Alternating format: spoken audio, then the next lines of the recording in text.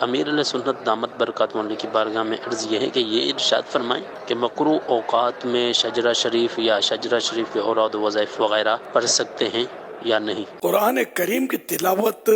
بھی کی جا سکتی ہے، گناہ نہیں ہے، البتہ بہتر یہ کہ تین جو اوقات مکروہہ ہیں نا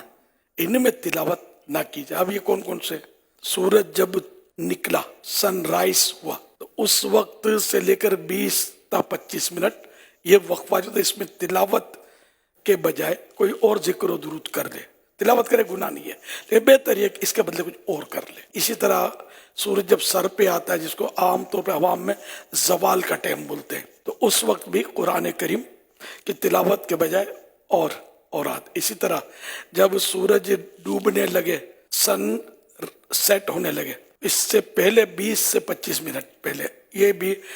وقت مکروہ ہے، اس میں بھی